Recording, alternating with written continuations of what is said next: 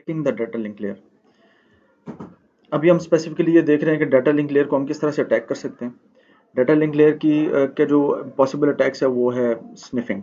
ठीक है, ये इसका एक्सप्लॉइट है जिसमें आप एक सिस्टम से दूसरी सिस्टम के ऊपर जो भी ट्रैफिक जा रही है आप उसको स्निफ कर सकते हैं। स्निफ का मतलब ये है कि आप उसको इंटरसेप्ट करेंगे और आप मोस्ट प्रोबेबली उसको रीड भी कर सकते हैं। फॉर एग्जांपल, ए ने एक मैसेज भेजा बी को। ठीक है, अब सी के पास तो वो नहीं जाएगा क्योंकि ये हब नहीं है, ये स्विच है या राउटर है। ठीक है, अब ए ने जब एक मैसेज भेजा बी के लिए तो राउटर वो मैसेज बी को ही भेजेगा, सी को वो मैसेज किसी सूरत भी नहीं मिलेगा। ठीक है, और सी अगर वायर शार्क चला भी ले तो सी को वो मैसेज रिसीव नहीं होगा क्योंकि वो मैसेज राउटर को पता है कि उसने स्पेसिफिकली किस मैक एड्रेस के ऊपर भेजना है, तो वो सबको ब्रॉडकास्ट नहीं करेगा आपकी तरह, वो स्पेसिफिकली बी को सेंड करेगा। हमारा टारगेट क्या है कि जो मैसेज ए ने बी को भेजा है हम एज ए सी, मतलब एज ए अटैकर, इस मैसेज को रीड करके या स्निफ करके रीड कर सकें। ठीक है, तो अब इस मैसेज को रीड करने के लिए सबसे पहले तो आपको ये मैसेज का पैकेट जो ए से बी तक सेंड हुआ है वो आपको चाहिए। ठीक है, जब तक वो मैसेज आपको नहीं मिलेगा या वो पैकेट आपके पास नहीं आएगा आप उसे रीड नहीं कर सकते। तो हमने कोई ऐसा काम करना है कि हम इसको जो मैसेज ए ने बी के लिए भेजा है वो मैसेज सी के पास भी आए और सी उसको रीड कर सके। ठीक है, तो ये बेसिकली एक कॉन्सेप्ट है कि हम क्या करने जा रहे हैं अभी।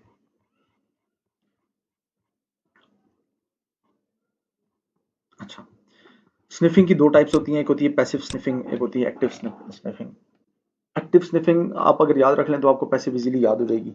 एक्टिव स्निफिंग ये है कि आप नेटवर्क के अंदर प्रॉपर कोई इंट्रूजन वाला काम करके एक्टिवली स्निफ कर रहे होते हैं। मींस के आप नेटवर्क के साथ छेड़छाड़ कर रहे होते हैं, आप राउटर के साथ छेड़छाड़ कर रहे होते हैं और उससे आप एक्टिवली जो पैकेट बी के लिए सेंड हुआ आप उसको रिसीव करेंगे। मतलब आप ज़बरदस्ती एक पैकेट को स्निफ करने की कोशिश करेंगे। पैसिव में ये होता है कि पैसिव में आप कोई इस तरह का काम नहीं करते कि जिससे ए या बी को पता चल जाए कि स्निफिंग हो रही है तो आप उससे स्निफिंग करते हैं। ठीक है, पैसिव स्निफिंग की या पैसिव इंफॉर्मेशन गैदरिंग की एग्जांपल हम पहले भी कर चुके हैं लैब में कि मतलब आप देख रहे होते हैं कि एक सर्वर को आपको सर्वर का आईपी एड्रेस चाहिए तो आप सर्वर पर डायरेक्ट हिट किए बगैर किसी और वे के थ्रू उसका आईपी एड्रेस फाइंड करते हैं, तो वो बेसिकली पैसिव उसमें आता है। तो इसी तरह से पैसिव स्निफिंग भी है, आप स्निफिंग कर रहे होते हैं लेकिन पैसिवली स्निफ कर रहे होते हैं, ए और बी को पता नहीं चलता। ठीक है, जब आप एक्टिव स्निफ करेंगे तो ए और बी के पास अगर कैपेबिलिटीज हुई तो वो पता चल जाएगा उनको कि ये पैकेट स्निफ हुआ है। अच्छा, जो टूल्स आप यूज़ करेंगे इसके लिए वायर शार्क है या ईथरल है। ईथरल एक पुराना टूल था जो वायर शार्क से पहले यूज़ होता था और आजकल वायर शार्क है, वायर शार्क अच्छा है, आप ये यूज़ करें। टीसीपी डंप लिनक्स के अंदर पहले से इंस्टॉल्ड होता है और ये कमांड लाइन है। वायर शार्क जीयूआई बेस्ड है और टीसीपी डंप एक कमांड लाइन यूटिलिटी, आप कमांड के थ्रू या टर्मिनल के थ्रू पैकेट्स को स्निफ करते हैं इसमें। अच्छा, एक्टिव स्निफिंग जब आपने करनी है तो एक्टिव ये जो काम आप करेंगे अभी, फॉर एग्जांपल जब ए ने बी के लिए एक पैकेट भेजा तो सी उसको ज़बरदस्ती किसी तरीके से इंटरसेप्ट करने की कोशिश करेगा, तो ये हमारा पैसिव नहीं होगा, ये एक्टिव होगा कि सी इनका पाथ चेंज कर रहा है किसी तरीके से कि जब ए बी के लिए मैसेज भेजे तो वो मैसेज ए से राउटर पे जाएगा, राउटर से सी पे जाएगा और सी से फिर बी पे जाएगा। मतलब सी ने किसी तरीके से ये पाथ चेंज कर लिया। अब हम ये देखेंगे कि पाथ हम कैसे चेंज कर सकते हैं, तो ये एक्टिव स्निफिंग में आएगा। एक्टिव स्निफिंग के लिए आपको जो वल्नरेबिलिटी एक्सप्लॉइट करनी होती है उस वल्नरेबिलिटी को या उस अटैक को हम कहते हैं आर्क पॉइजनिंग, कि आप आर्क टेबल को पॉइजन करते हैं या उसको ख़राब करते हैं या टेम्पर करते हैं कि उसके अंदर जो वैल्यूज़ पड़ी हैं वो चेंज हो जाए।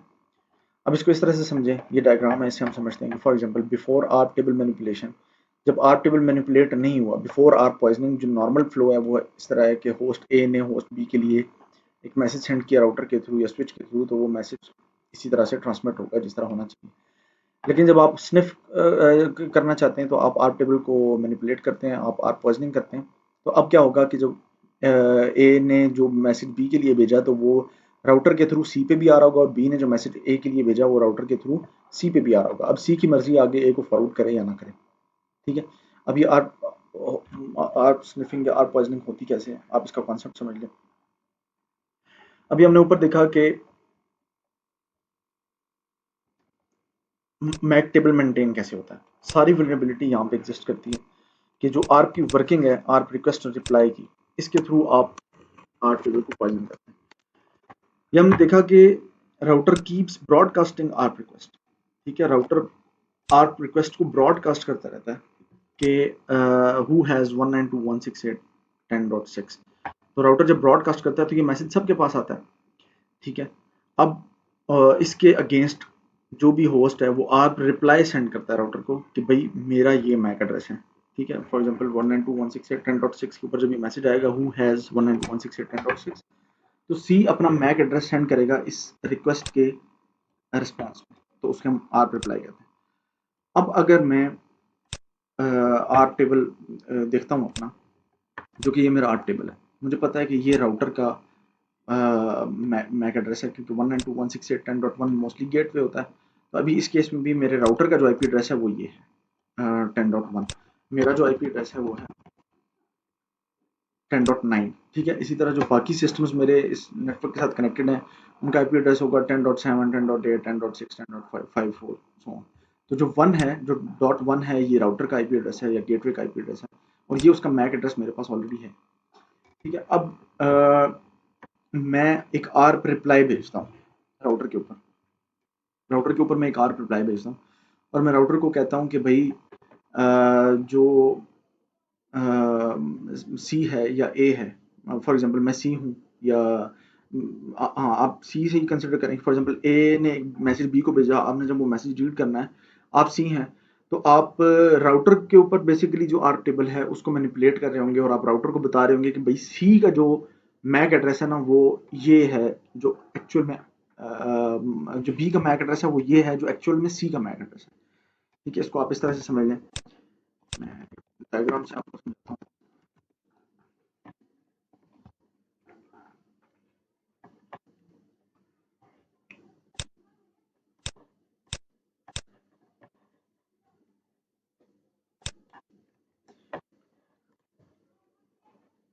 ठीक है। ये फॉर एग्जांपल ए है, ये बी है और ये सी है, ठीक है। मैक एड्रेसेस इनके इसी तरह है, ए का मैक एड्रेस है ए, ए,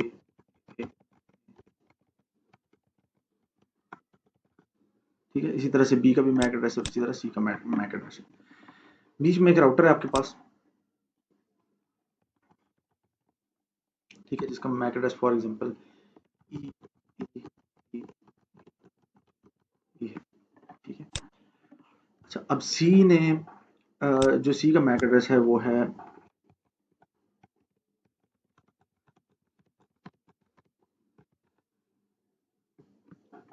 ठीक होगी। इसी तरह बी का भी मैक एड्रेस बी। सी राउटर के ऊपर आर टेबल को मैनिपुलेट करेगा, ठीक है। सी एक आर्प रिप्लाई भेजेगा, क्योंकि देखें जो राउटर सेंड करता है वो होता है आर्प रिक्वेस्ट, ठीक है। सी एक मैसेज सेंड, जो राउटर है वो एक मैसेज को ब्रॉडकास्ट करता है जिसको हम कहते हैं आर्प रिक्वेस्ट। ये अब मैसेज ब्रॉडकास्ट होगा, इसको हम कहते हैं आर्प रिक्वेस्ट। और जो होस्ट सेंड करता है राउटर को वापस, उसको हम कहते हैं आर्प रिप्लाई, ठीक है। जो राउटर सेंड करता है वो आर्प रिक्वेस्ट होती है और जो होस्ट सेंड करता है उसको हम आर्प रिप्लाई कहते हैं, ठीक है।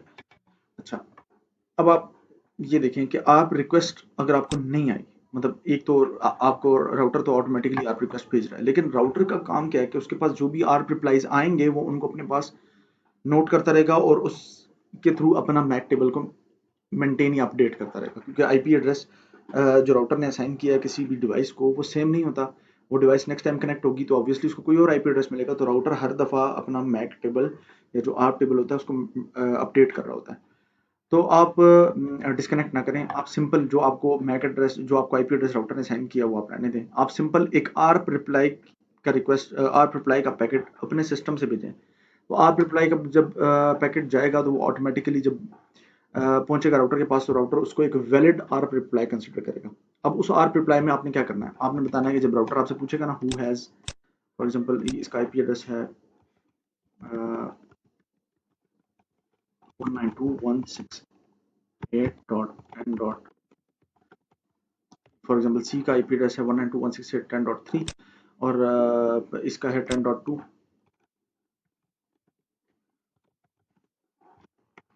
इसका है 10.4।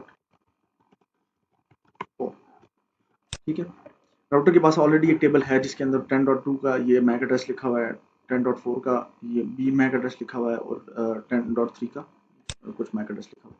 यहाँ पे मैं एक मैक टेबल बना देता हूँ जो राउटर के पास मेंटेन होगा, कि आपको समझने में आसानी होगा। 192.168.10.3 पे जो मैक एड्रेस है वो है सी सी सी सी सी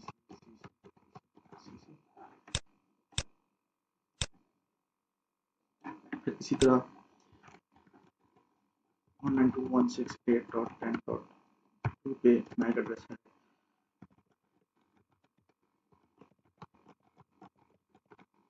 ठीक है। फिर इसी तरह 192.168.10.4 इसके ऊपर मैक एड्रेस है बीबी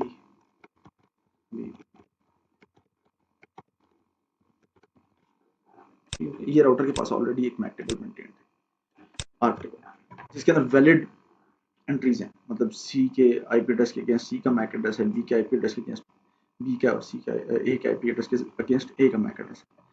अब सी ने एक फेक आर रिप्लाई सेंड किया जो राउटर के पास गया और उस आर रिप्लाई के अंदर ने कहा कि जो 192.168.10.3 वाला आईपी एड्रेस है वो मैक एड्रेस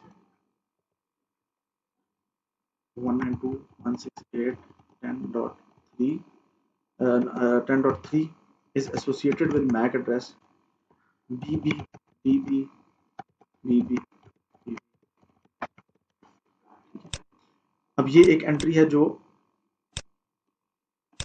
सी ने सेंड किया as a R reply router की तरफ, जो कि ये गलत एंट्री है। अब वैसे तो 192.168.10.3 के साथ सी का मैक एड्रेस है, ठीक है, जो एक्चुअल में सी का है, लेकिन जो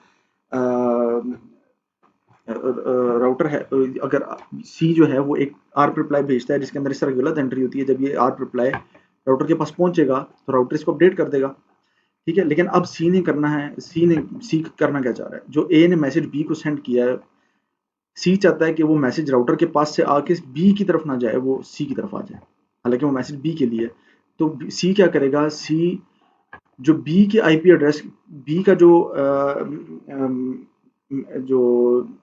आईपी एड्रेस है उसके अगेंस्ट एक आर रिप्लाई भेजेगा कि ये आईपी एड्रेस इस मैक एड्रेस के साथ एसोसिएटेड है, ठीक है। अब वो एंट्री यहाँ पे क्या चेंज करेगा, 192.168.10.4 ये आईपी एड्रेस किसका है, बी का, ठीक है। सी का जो आईपी एड्रेस है वो 10.3 है, तो बी का आईपी एड्रेस है 10.4। सी ने एक आर रिप्लाई बनाया, पैकेट बनाया जिसके अंदर उसने बताया कि 192.168.10.4 के साथ जो मैक एड्रेस एसोसिएटेड है वो है सी सी सी सी सी सी, ठीक है। अब ये देखें, अब ये आईपी एड्रेस 10.4 किसका है, ये आईपी एड्रेस बी का है, और ये मैक एड्रेस किसका है, ये मैक एड्रेस सी का है। जब ये आर रिप्लाई राउटर के पास जाएगा तो राउटर अपने पास इस एंट्री को अपडेट कर लेगा, वो यहाँ पे सी सी सी सी सी सी, ठीक है। राउटर ने अपने पास ये एंट्री चेंज कर ली, राउटर ने अपने पास एंट्री अपडेट कर ली ये सोच के कि शायद आईपी एड्रेस चेंज हो गया और नया सिस्टम आ गया। अच्छा, अब जब ए बी के लिए एक मैसेज भेजेगा, ए ने एक मैसेज भेजा 192.168.10.4 के लिए, जब वो मैसेज राउटर पे आएगा, जब वो मैसेज राउटर पे आएगा तो राउटर देखेगा कि 192.168.10.4 के साथ कौन सा मैक एड्रेस है, वो सी का मैक एड्रेस है, तो राउटर ये वाला मैसेज सी को सेंड कर देगा, ये मैसेज एक्चुअल में बी के पास नहीं जाएगा, ठीक है। तो ये बेसिकली आर पॉइजनिंग है और आर अटैक है।